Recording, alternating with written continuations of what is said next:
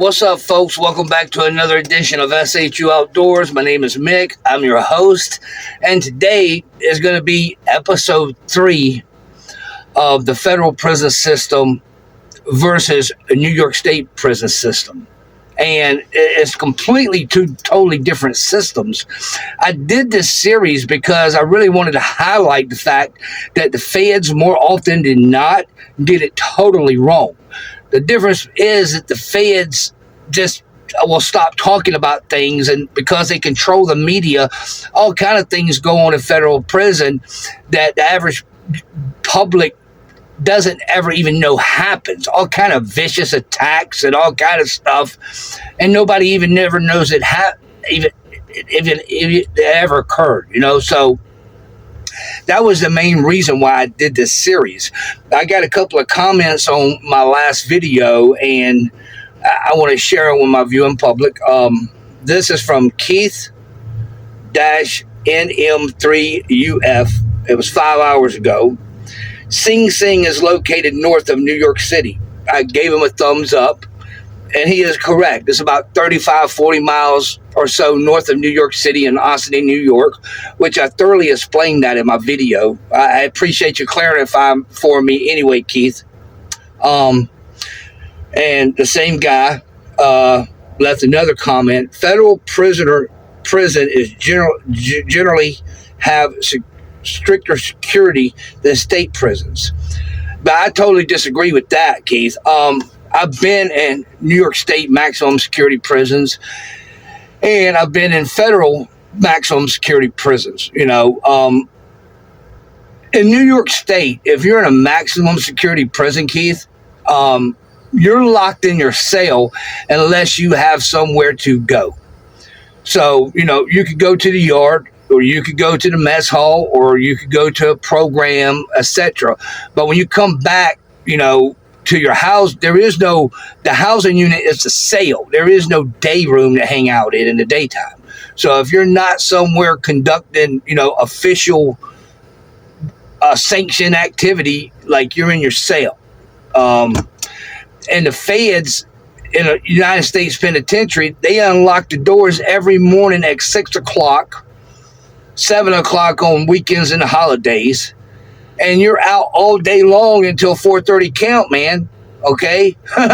Sitting in a day room, plotting and scheming all day long. And then they lock you down from about 4:30 till about 6 o'clock, do the evening count, and then let you back out till about 9 o'clock at night. Every jail, some jails lock it down at 8:45, some at 9:30, some at 9 o'clock. But, you're out all day in this day room, plotting and scheming and scamming and doing whatever you do. And you got 2 officers in there, and they got mace, but they don't have no firearms or definitely no club. Because if officers were carrying billy clubs in New York in a federal penitentiary, it would not take very long for those billy clubs to be taken from them, and they would be beat who knows how bad with those same clubs. What they do is they have 2 in a pair, they wear stab-proof vests, and they have mace and obviously a radio they can call for backup. Most of the time that's enough, but not always. I mean, if you get a whole bunch of rowdy gang members rumbling and they got weapons, would you run up in the middle of them if you were a CO making $20 an hour or $30 an hour? I wouldn't. I mean, you know what I mean? Because no matter what the state does for my family, after I'm dust and bones, it ain't going to bring me back because I decided to take on some guy doing 5 life sentences without parole, and he had a shank about this long, and he does 300 burpees a day. I wouldn't run up in between him and whoever he was doing that to. I'd probably say, hey, stop, maybe spray some mace and hit the radio, but I wouldn't try to be a Superman. So I totally disagree with you. I think New York State prisons, the maximum security prisons, are actually more secure than federal maximum security prisons. I've been in both. Am I an expert? Well, I mean, what qualifies as an expert? Somebody who went to a college, who's never spent one day in prison and tries to get on sites like, say, Sunrise Film and diagnose everything a prisoner does, or a guy who actually lived it and experienced it firsthand. I say I'm more qualified, but, that's just one man's opinion. The real difference between United States penitentiaries and any given state prison, and I'm talking about maximum security facilities here, is that it's the clientele that is being housed in those facilities. For example, they got a policy down here in Florida. I've never been to Florida State Prison, and I have no intentions of ever going to Florida State Prison because I don't commit crimes anymore. I'm retired. That's why I have a YouTube channel and I talk about things, because if I was still living a criminal lifestyle, you would never know who I was. You would never know anything about me, and I wouldn't be on YouTube. But the big difference between a federal penitentiary and really any state maximum security prison is, again, the type of clientele who are housed there. Now, down here in Florida, for example, they got a prison rule or whatever that says you have to be clean shaven or whatever they got going on down here. And if you don't want to comply, they'll hold you down and physically cut your hair. Now, this is what I was able to research and come up with. I'm pretty sure it's somewhat accurate, but maybe not 100% accurate. You know what would happen to you in a federal penitentiary to the staff who attempted to do that? They would all be targeted by the prisoner gangs, and they would be viciously assaulted with weapons. It would be looked upon as the same thing as a SA. You are attempting to force something onto my body that I do not agree with, and there will be severe, immediate consequences. And nobody in those facilities really care about the consequences, because you get so deeply involved in the gang culture. And most of the guys in there, I mean, you're lucky to have 10 years in a federal penitentiary. That's considered like a skid bid. So you're dealing with dudes who ain't never getting out, and they're hardcore gangbangers of every ethnicity, every racial group, hardcore gangbangers, which means they specialize in violence and chaos, and they've been doing it their whole life. And it's not like a talking point that they just talk about when they're around their friends or they're doing a YouTube video. This is a way of life. So, I mean, that's the main difference. If you was to even attempt something like that, when you get arrested by the feds, they used to try that probably 50 years ago, but when you get arrested by the feds, you don't have to get no haircut or none of that, homeboy. They're going to come and get you from your county jail or your holding. They're going to put you through Oklahoma City or Atlanta or whatever other little intake type process they put you through. They don't test you or none of that. They don't give you no haircut. What they do is they put you in a line, they strip search you, give you a federal prison issue of gear, and okay, now you're in the show. Then when you get to whatever prison you get to, then you'll see some doctors and go down to the school and get up with your case manager. So they don't do that ahead of time. They do it after you're already in the system, where most state prisons have a receiving facility, and all that happens up front. That's the biggest difference, is the type of clientele you're dealing with in a federal maximum security prison. Like if they tried some, we're passing like a haircutting policy. You got people with dreads to their feet. I mean, and not just one. I mean, a lot of people, and a lot of people with beards to their belly. You know, they've been growing for 20 years. You hold them down and cut that, and I can promise you, even if you lock him in the hole, his homeboys will seek every one of those officers out, and the lieutenant and the sergeant that supervised it, and probably viciously attack them with weapons. So the next round of officers who think about doing that will think long and hard about it. You know, I'm not gonna be the one who holds this guy down and cuts his hair, because I know what happened to the last crew of guys who tried to sign up for that. That's what would happen. And I'm not saying I agree or disagree. I'm just giving it to you real and raw here on SHU Outdoors. It's named SHU Outdoors for a reason, man. I did a tremendous amount of hold time.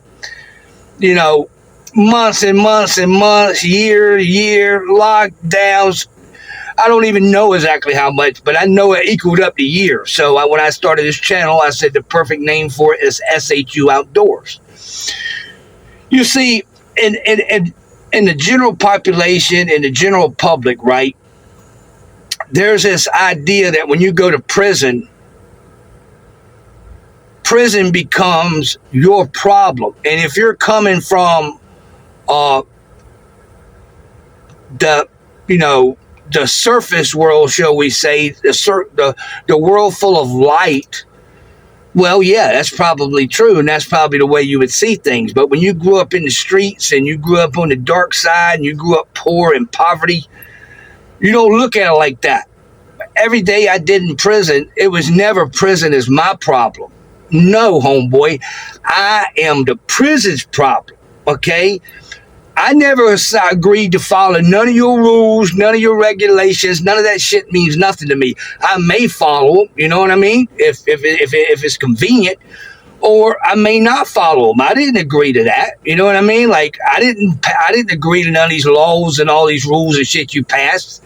You know what I mean? So that's the reason why, like, I'm just like of the opinion that people are falsely accused for things all the time, and if any state, man, ever tried to frame me up and send me back to prison for some shit, and when I actually do not commit crimes and I'm a law-abiding citizen and I'm a tax-paying citizen, I rehabilitated myself. The system didn't have nothing to do with that. I did that myself. But, my take on it would be, I'm pushing 60 years old, even though I'm pretty good health for 60 years old. But, I mean, you got to be realistic. None of us are going to make it out of this life alive. So I would look at it like, you put me here, you framed me up for some nonsense, and you gave me X amount of time, and especially if it was a sentence I knew I couldn't see past. Look, man, I would cause so many problems for that prison system, and I don't care what you could think you could do about it, because I'm not involved in that lifestyle no more. But I didn't forget how to do what I used to do. And so not only am I still capable, if push come to shove, of doing exactly the kind of stuff I used to do, I just don't do that no more. I'm a married man, and, my wife and my loved ones deserve better than that out of me. So that was really my motivating factor. And I know how to surround myself with like-minded individuals. So my goal, my number one purpose would be is to cause as much problems for you as humanly possible. When it was all said and done, you'd be like, damn, we wish we would never sent that guy to prison. Because, I mean, not only was he a huge problem, he was a mega problem, and he started this whole off the hook organization that only has a handful of members, and is just capable of creating immense chaos and mayhem. That would be my position, because you could have a lot of different ways of looking at anything. This is my way of looking at it. If you put a uniform on and something horrible happens, you signed up for that, man. You can say, well, I was out here serving my community, and maybe that is your perspective. I've seen way too many videos of the police doing horrible things to just believe everything they say because a policeman said it. No, I need to see evidence to substantiate what you're saying.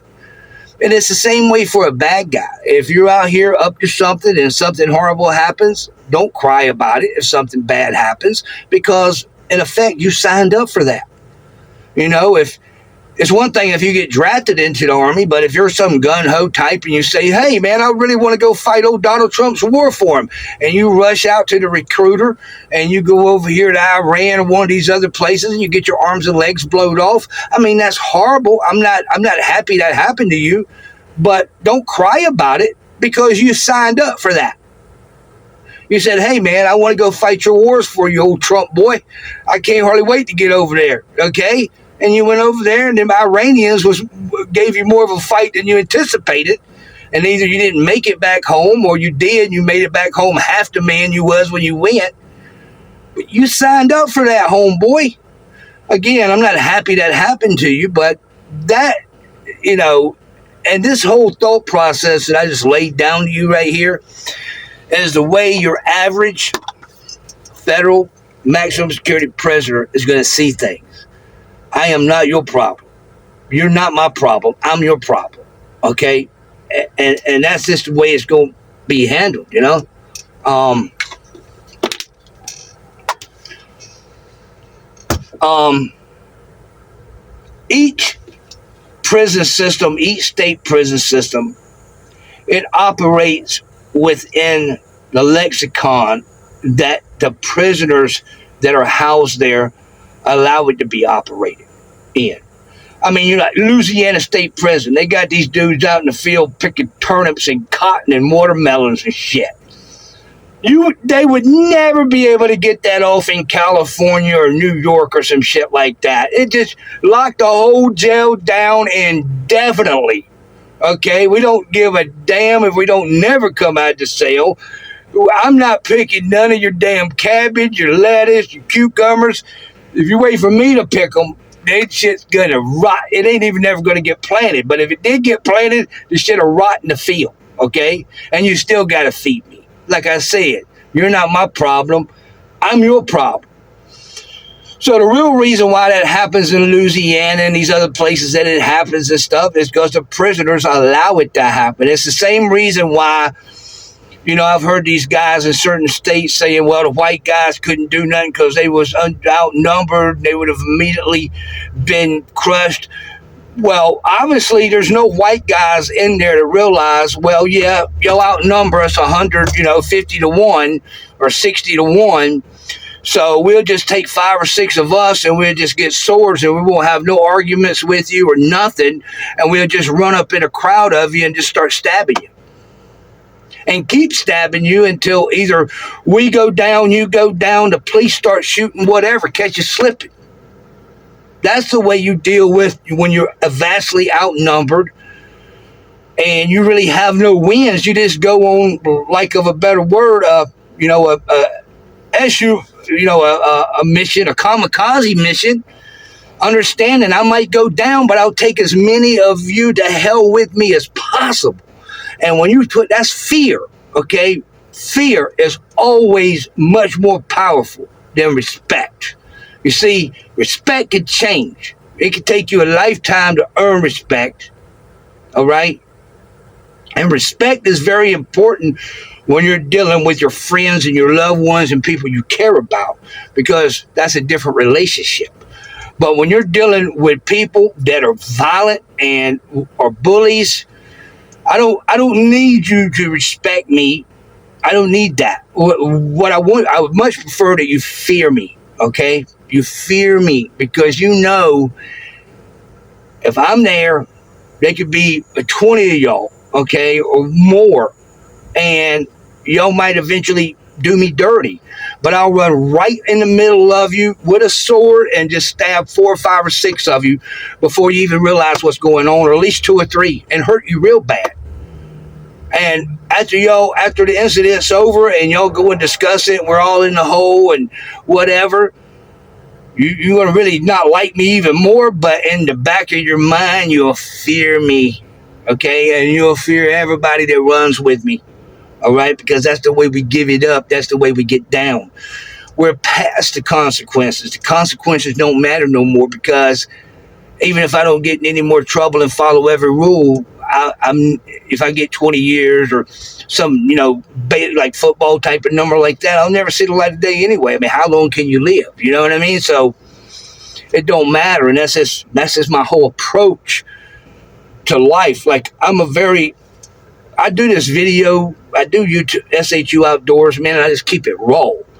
But really in my day-to-day life, I'm a pretty mellow, cool dude, man. I'm humble. Like I said, man, I did whatever I did. I paid my debt to society, and I moved on.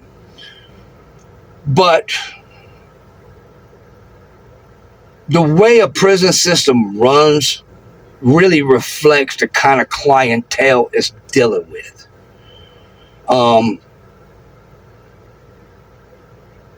And that's really just the bottom line. I mean, like a federal prison in a maximum United States penitentiary. You don't have to work. They ain't even going to try to make you work. Well, you want a guy to work in the mess hall that I'll tip the whole damn vat of food over? You know what? I'll go to work. You're going to make me work in the mess hall? Okay. I'll wait for them to cook lunch, get the whole vat full of stew or whatever they're going to cook. I go over there, tilt it, and put the whole shit on the floor. Oh, you're getting big trouble in if you do that, buddy. You didn't think I knew I was going to get in big fucking trouble when I did it? You won't never call me to work in this goddamn mess hall again, will you? You put me in the hole for a while. I don't care about that. You put your hands on me. You try to beat me up while I got handcuffs on. If I catch you or any other staff member later on down the line, I'm going to hit your ass up. And I don't care what they do to me about it. You will regret the day you put your hands on me to try to cut my beard off. You'll regret the day you put your hands on me for trying to work, trying to make me work. I'm not your slave, and I don't give a damn about you. And that's just the way it's got to be. If the police rigged somebody up or whatever, and they didn't care about their family when they rigged them up. They didn't care about their loved ones when they rigged them up and put a charge on them they know they didn't fucking commit. When the judge sentenced them on fabricated evidence and flimsy evidence to some astronomical prison sentence, the system or the judge didn't care about that all their loved ones' family. They didn't care about none of that. All of a sudden, the guy you rigged up is supposed to be the one who follows the rules and cares. Damn you, okay? That's just the way it's got to be, homie. You go hard, we go harder. You go harder than that, we go even harder than that. Because like I said, unless you're a Superman and you're truly immune to lead and steel, like that doesn't affect you, you can just walk through it. You can get touched, you can get hurt, you can get beat, you can get crushed.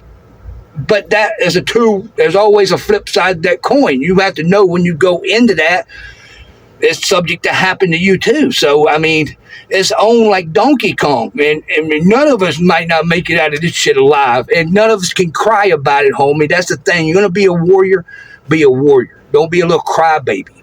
You put the uniform on. You decided to do this for a living.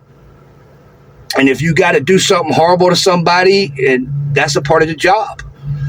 You got to live with that, even if you made a bad call. And if someone does something horrible to you, don't be a little crybaby about it. Cry, oh, no. How many people did you frame up? How many women did you pull out of cars and beat up and mace when it wasn't necessary? But I ain't got no mercy for you. You signed up for it. So stop being a little crybaby. That's just the way I see it. So you don't have to work in the United States Penitentiary. You don't have to cut your hair. You don't have to get up at 6 o'clock in the morning. When I say get up, be suited and booted, that's not because the prison's going to try to make you do that shit. Good luck with that. You know what I mean? It's because everybody in here is in a gang. Okay, so as a part of the responsibility to your gang, you had to be suited and booted. And if one of my homeboys wants to use a shower, I'm going to go and maybe not stand right in front of the shower where it looks obvious, like I'm posted up like a security guard, but I'm not going to be more than 2 or 3 feet away from that shower. Okay, because if something goes down, I'm going to be out here suited and booted, strapped up. I'm going to hold my homie down. Okay, so that's what I mean. You had to be up at 6 o'clock. You go to the hole, you got a shower right in your cell now. You know what I mean? You got a cellie. You can kick it for a while, whatever. You know what I mean? If you don't like him, just beat him up, or he beats you up, and you get another cellie. You know what I mean? That's just the way the game is played. So, you get all these alleged experts who's talking about this and that, and he had no feelings. No, wrong, homeboy. I love animals.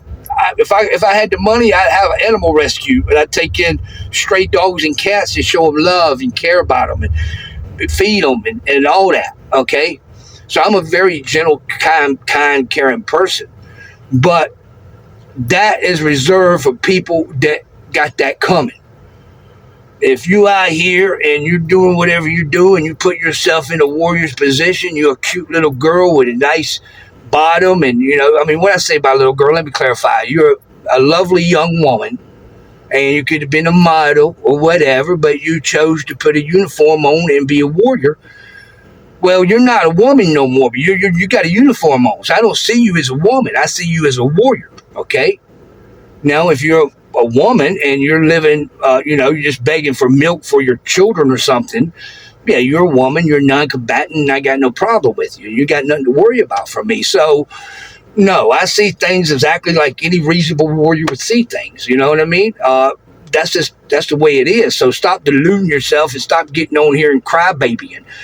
You thought you was going to go over to Afghanistan or wherever and do all these horrible things, and you was going to come back home and you weren't going to be affected. I mean, you think the human mind is not designed to take a whole bunch of trauma and then flip a switch and then go right back just to being a normal, regular guy. That ain't the way it works. Whether if you're coming out of a horrible maximum security prison, a war zone, whatever, it lingers around and it affects you. So, again, if you got any questions about anything I said, or maybe you would like a more thorough answer, hit me up in the comments. I read them and I will respond if it's appropriate. For the most part, I think this is the third episode, just a little wrap up, and we'll move on. Maybe on the next episode I'll do series number 2 of Jackie, the most rawest prisoner I've ever met in my entire existence. So until next time, stay up. Peace.